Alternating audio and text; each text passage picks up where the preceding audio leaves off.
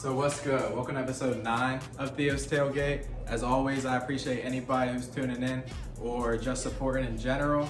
The last 2 episodes featured hoopers. For this 9th episode though, we're gonna be taking it back over to the gridiron with my boy Dontae Pollard. DP is a DB for Samford University. Samford is located in Homewood, Alabama, which is a little bit different than the Homewood here in Pittsburgh.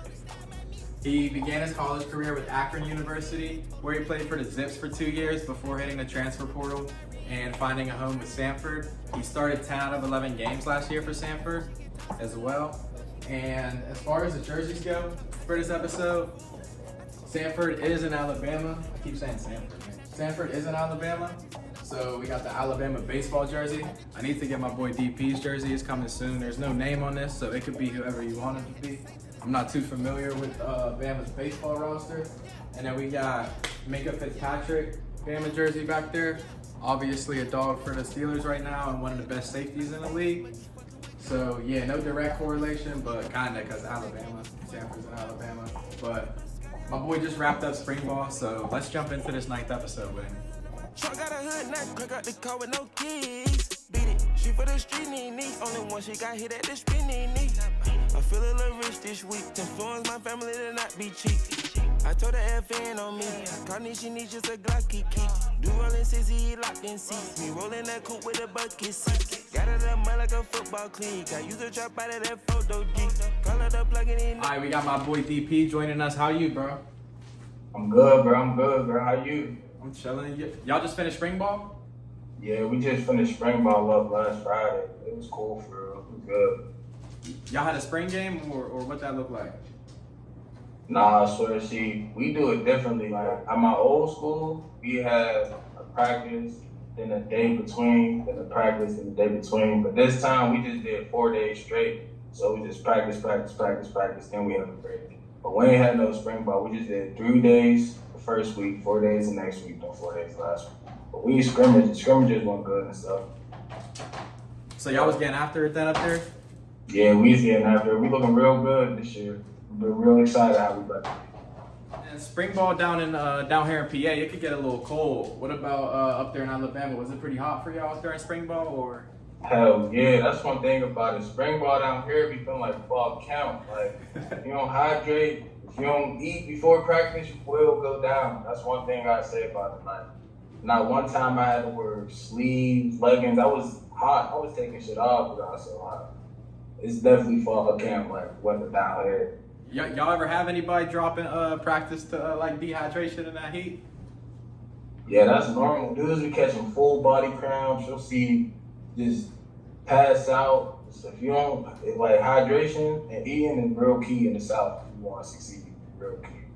And I see you you might be rocking that Uno this year. Oh yeah, oh my God. I got that number changed finally. Yeah, it's you a like long time coming, but you like that better than the 36? You like that better than the 36?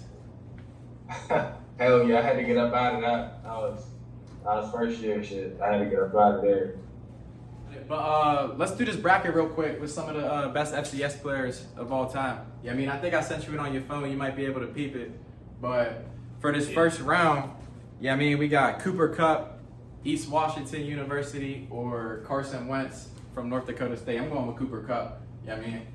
Yeah, I'm going with Cooper Kupp too. Like, to be an FCS receiver and catch wreck like how he did, yeah, you gotta go Cooper Kupp at least for this first round. And then on the other side, we got 2 running backs, both from Georgia Southern. This one's real easy. We got Adrian Peterson or Jadarick McKinnon. I'm going Adrian Peterson. Come on, man. AP. Like, got to. Well, QBs though, we got Steve McNair or Trey Lance. I'm going Stevie. I gotta go with Stevie too. That was down there one of the first ever dual threat quarterbacks. Like, yeah, I mean, he went stupid. And then Jerry Rice or Randy Moss. I might go with Randy Moss just because I recently watched his 30 for 30 strictly off that. He's tough. That's what I was saying. I was thinking this, and I gotta go Randy Moss. Like, I wanted to go Jerry Rice, but Randy Moss, he the only one out of everybody here that was on that podium for the Heisman, and who he was going against. If it would have been any other year, he probably would have won it. So now we got a QB versus a receiver, so it's a little weird. But Steve McNair, Randy Moss, I'm still going with. I might have to go with Randy Moss just because, me and Randy Moss is him. Steve McNair, Randy Moss. I'm gonna go McNair on this one, just because how high he got drafted when he entered the league. I'm gonna go with McNair. He wasn't stupid too, and he was like, there was like this back in the 90s and the 80s, like there really wasn't no dual threat quarterbacks really running the ball and throwing the ball too. He was really before his time, so I'm gonna go with McNair. Yeah, he definitely was before his time. You making me want to switch up, but I mean. And then Cooper Kupp or Adrian Peterson, you got two legends for real. Cooper Kupp really creating a name for himself, but I'm gonna go AP. But Cooper Kupp, but in the future Cooper Kupp could, I don't know, but Cooper Kupp might have it for real, bro. I'm going Cooper. The awards that he won, like his senior year, when he came back senior year, he made it to the league off of that. I gotta go Cooper Kupp. It's killing. Yeah, and he got that ring. Yeah, I mean he really liked that. But the FCS definitely filled with some talent. Who was the hardest guy you had to cover last year? The hardest guy that I had to cover last year was horrible. And really, but if I had to say one, it would probably be. Yeah, I just put you on the spot. I went against a good receiver when I played against Furman. I'm not sure his name. Number 2, Furman. We had a good matchup. I was able to get an interception, so I feel like I won the matchup. But yeah, I feel like he's probably the best receiver I went against last year. All right, so Samford, week 1 you guys got West Georgia. Then you're going to be traveling down to Gainesville, playing Florida in the SEC. What can we kind of expect out of the Bulldogs next year? You guys mentioned that you're looking good, but what can we expect out of y'all next year? Y'all got high expectations? Oh, we got super high expectations. This year we got a new defensive staff, so like our whole scheme and stuff is going to catch teams by surprise. Because we're going to think what we did last year, what we're doing this year. That's not the case at all. I feel like we got a lot of guys that are coming back from last year. We hungry. We don't like the way last year had came out. We coming for this year. Yeah. And then you got a good amount of playing time last season, starting 10 out of 11 games. You got a pick, broke up some passes. You got some high expectations for yourself next year too, bro? Oh, yeah, All-American. That's the goal. Double A year. I've been the goal since day one. That's the goal now. I think goal tomorrow. Double A year coming soon. You could cover, bro. You could tackle. What would you say is the strongest part of your game, or do you kind of pride yourself on just being like a jack of all trades?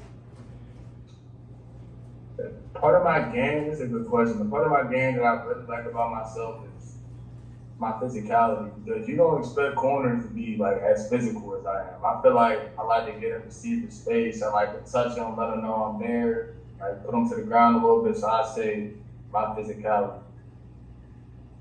And then you kind of have played all over the secondary of your career, dating back from high school and at Akron and now at Samford.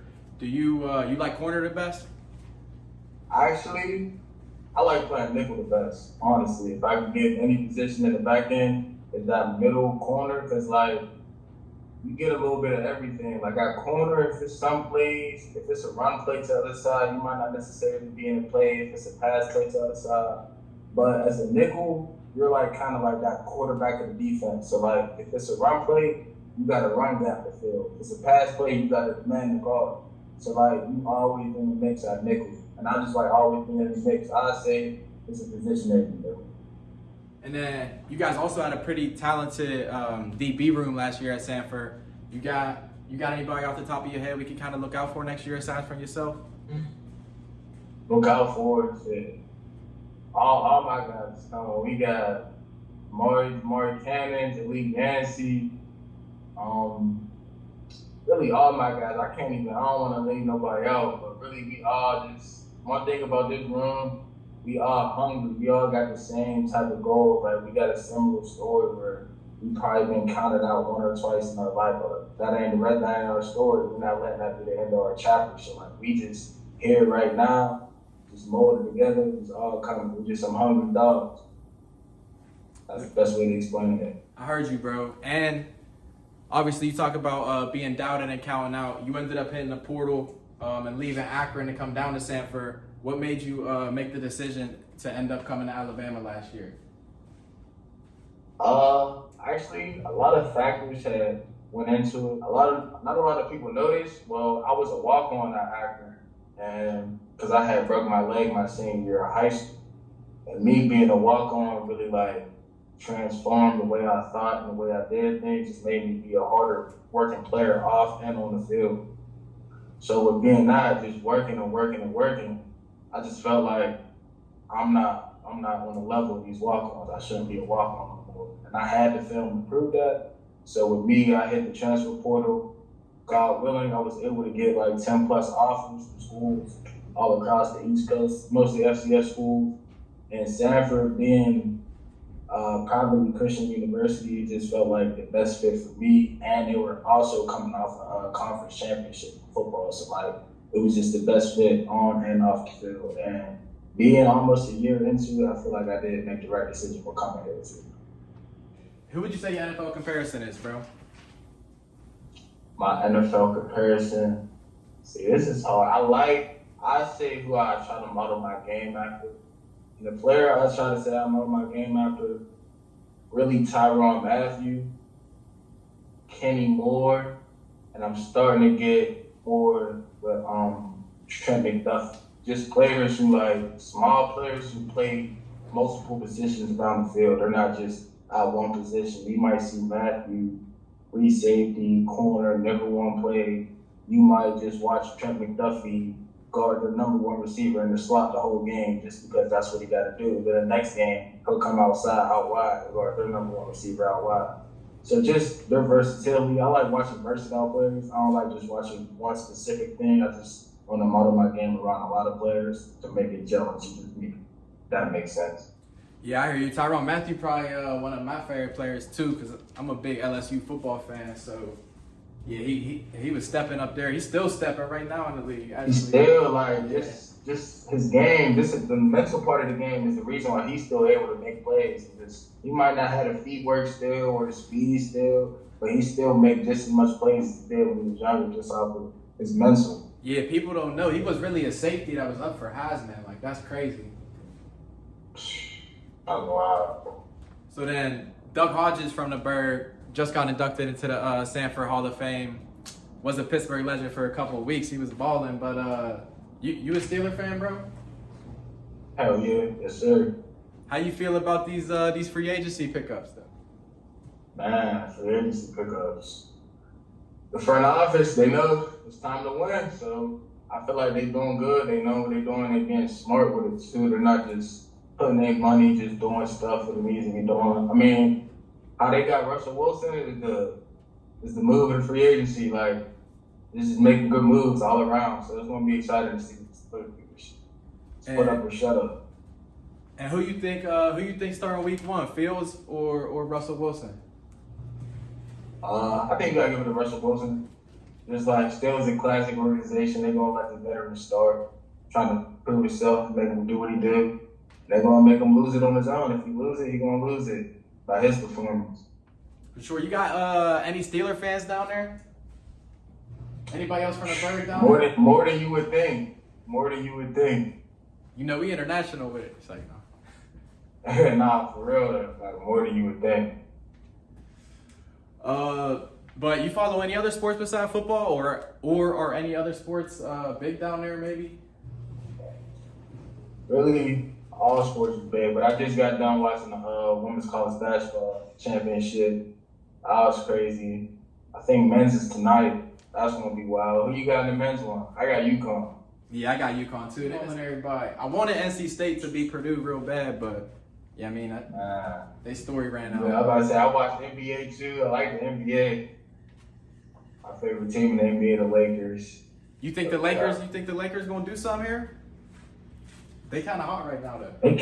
They catching fire right now. I gotta see how long it lasts, but I think the key to the Lakers is how well they big men play. I feel like that's the key to anybody in the West. Like, if you're gonna compete with Denver, your big man gotta be at his all-time high. He got to be the best he's going to be in his career. Because the way Denver's playing right now, I don't think when it gets to it, I don't think nobody really touching them. Yeah, but bro, Denver just way too. They just so much more well-rounded than everybody else. Type. Like, they just drafted too crazy. Yeah, they do for real. But what's that? What's the food like down there in Bama? The food down here. Everybody say the food in the South is better. Does that hold true to your opinion? The food in the South is better and it's more accessible. Same food that you want at 3 p.m. It's gonna be the same food that's gonna be available at 3 a.m. if you want. Like, you know, in Pittsburgh, if it's 9 o'clock and you hungry, you better out going to sleep. But here, I say the food is better, and it's a lot more cheaper too. The food is definitely cheaper. Everything down here is more cheaper, like down to the gas. It's cheap. So like that's one thing I do like about down here. So you think you gonna end up staying down there when it's all said and done, or you like things in Pittsburgh a little better? If I had a choice, I'd probably stay down here just because that's what I'm getting used to and I'll be used to when it's all said and done. But I really don't got no preference. If you told me I had to move to Pittsburgh tomorrow, I feel like I can move back. I feel like I can move anywhere, honestly. What about cooking though, bro? Could you cook? Could I cook?